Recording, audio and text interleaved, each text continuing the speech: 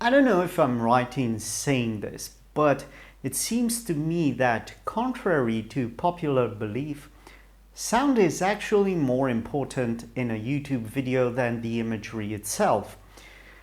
And that's really the reasoning behind this is that, well, I can catch your attention in the first 5 seconds or so by imagery, but I can do it a whole lot better when I am speaking. So you wouldn't know this by looking at me, but at this point, I believe I have already invested hundreds of hours of work into making my English sound as good as it possibly can get. Now, granted, I'm not a native English speaker. In the beginning, I had a bit of an issue deciding whether I want to go with the American pronunciation or the British one. I will get into the reasoning, the why I went for the British pronunciation. But first, let's just try to explore a bit the way sound works in a YouTube video and what it has to offer to the viewer. So not only do I have to sound pleasant to you, so that means a calm voice, a rather positive one, but also a full note, one that encapsulates and covers the whole room, if you will. So sort of a pleasant tone, almost a fatherly one for a male version like myself, a male version of a YouTuber, and try to convey to you a sense of pleasantness, a happiness, and so on and so forth.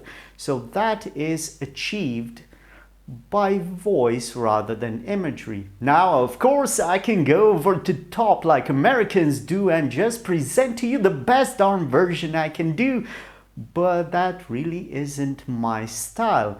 Rather, I would like to be a bit more soft key, a bit more subdued, but a bit more meaningful, with a bit of a pause in between the sentences, just to convey the message that little bit more. That, I think, is the secret to presenting a YouTube video. Now, of course, you still have to have something to talk about. If you are a tech reviewer like myself, or you are attempting to be a tech reviewer like myself, you might concentrate yourself on gadgets, retro gadgets, new gadgets, bleeding edge gadgets, and so on and so forth. I've discussed this before, and really there's no point in going back again. By the way, this is something I hate that YouTubers are doing, but I guess when you're going professional, you need to increase the length of your video and to try to capture every bit of attention from your viewers. So you recap and you re-enter into previous hypotheses and trains of thought, and you endlessly make references to your other videos. Well, I guess it works for some. I'm still at the beginning, so I don't know if I'll ever get to do that. Now, losing your train of thought like I did before is another way of annoying your viewer. So I'm going to try to keep on track, but so keep in mind, this is not a scripted video. I'm trying to convey to you my thoughts, opinions, and experiences without resorting to any sort of script whatsoever. So then, I guess I have covered the way I thought I should do this this whole voice thing. I'm not good at voiceovers, and whenever I find myself reading from a script, I get the notion, the sense that I'm reading it, but I'm not emphasizing it. I'm not at that level yet where I am investing in the story while I'm reading it. Of course, I'm not a trained actor. I'm just a sort of a failed journalist that really didn't come through with all the career path. So bear with me, and please forgive my rather poor attempts at British expressions. Most of the times I get them, 70 to 80% of the times I get the expressions, but sometimes not. I'm very aware of the mistakes I make, but I'm making them in real time since I don't have a lot of experiences with this type of thing. So yeah, we're going forward with this. And let me get back to the reading part a bit. So I found myself 3 years ago trying to launch a YouTube channel, and really I kept adamant that it has to be in the English language. For one, I love English language. I don't know why.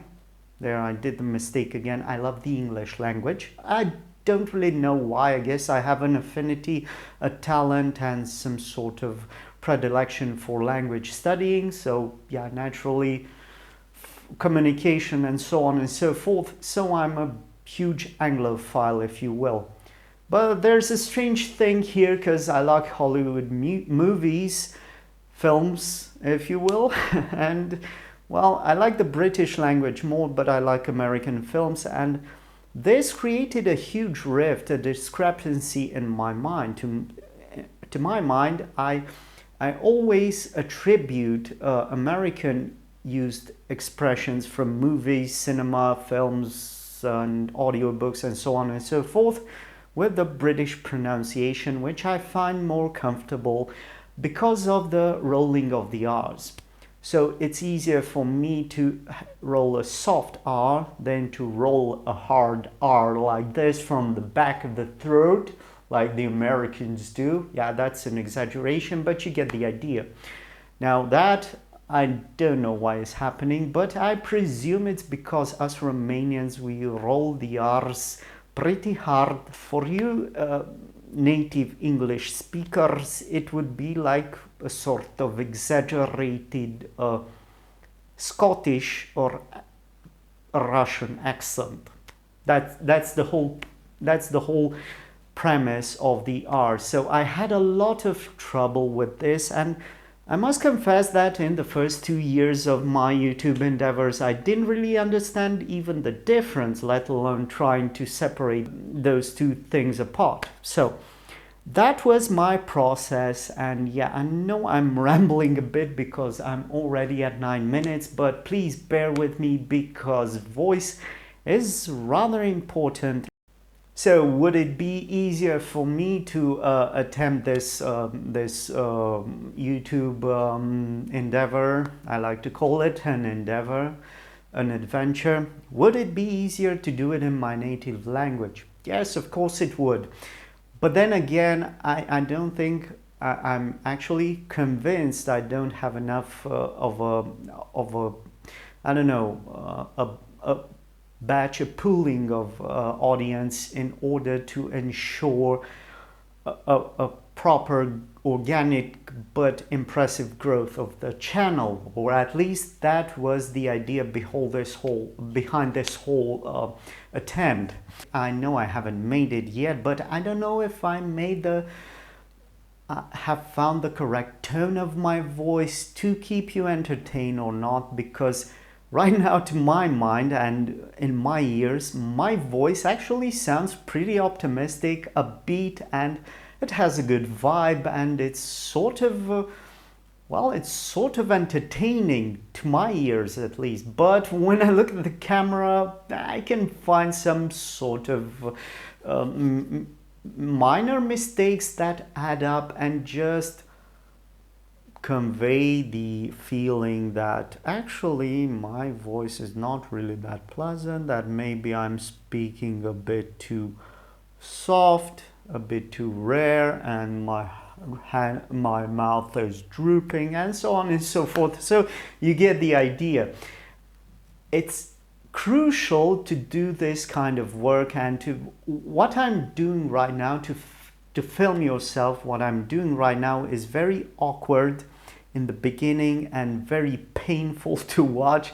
It's 100 times more awkward than watching an American Pie, fabled apple pie scene. It's very awkward, and it's even more awkward when some of your family members or friends are looking or maybe seeing what you're attempting to do, and they try to be positive and supportive, and they don't make fun of you, but deep down they know your attempts are most likely gonna fail miserably.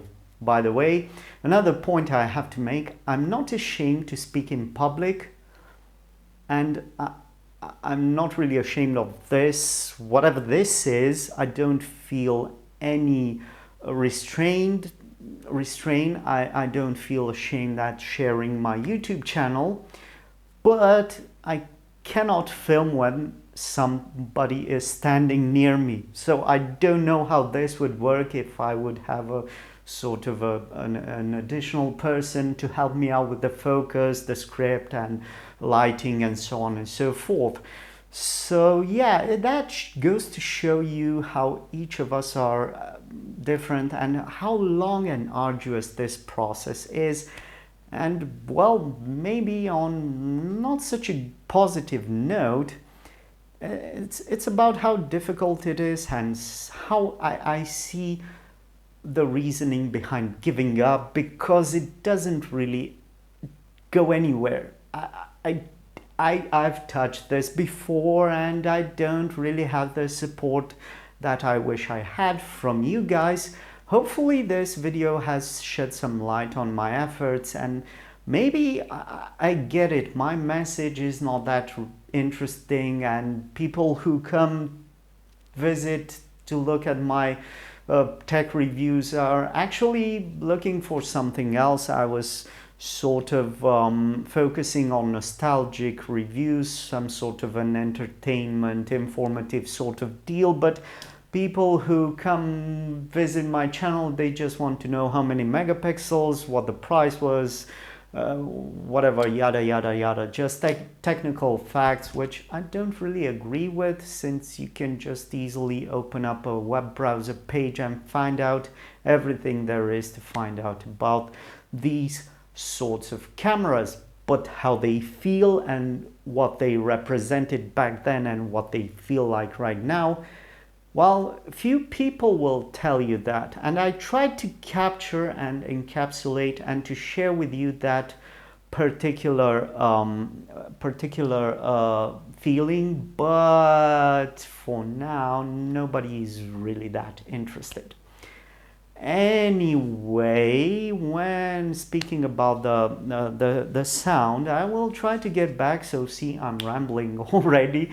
I have lost quite a bit of time. That's the issue with not having a script, because you jump from one idea to the other, and hopefully it makes sense. I don't want to turn this into a vlog or into a podcast, but somebody might be interesting. So there is a balance to be kept between reading a script and being entertaining and catching and I don't know, intrigue somebody with your voice. But I haven't really gotten there because I feel comfortable speaking to you freely, and I have a well-adjusted vocabulary to do so.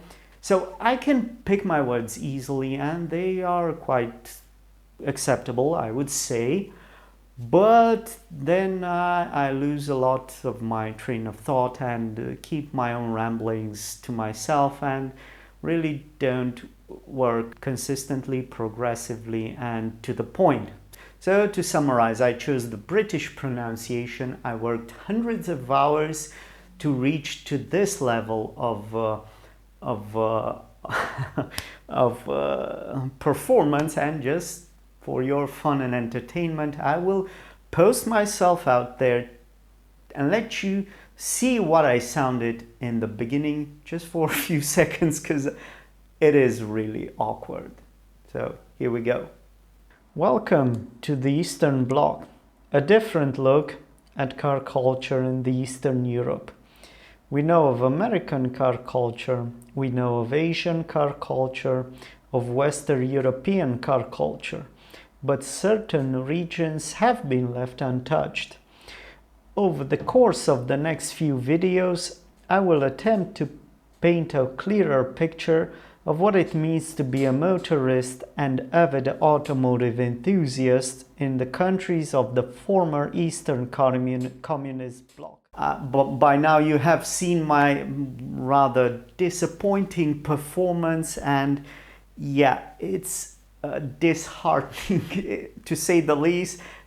It's even cringe-worthy. So if there's anything to be taken out of this episode, is that you need to hone and to sharpen your communication tools and to know how to use them correctly, whether it's for YouTube or a whole bunch of other things. So even though I'm rambling on, I would like to say that this YouTube endeavor has been the most stressful yet the most fulfilling of all my activities up to this point. And by that I mean activities that I could control, not that things that were beyond my control, like tragedies or life-changing events or whatever. You get the idea. So hopefully I have reignited your interest in my channel, and I plead and beg of you to to support me and to like, subscribe and share this video if you have found it somewhat interesting, informative or entertaining. So thanks for watching and see you in the next one. Bye bye.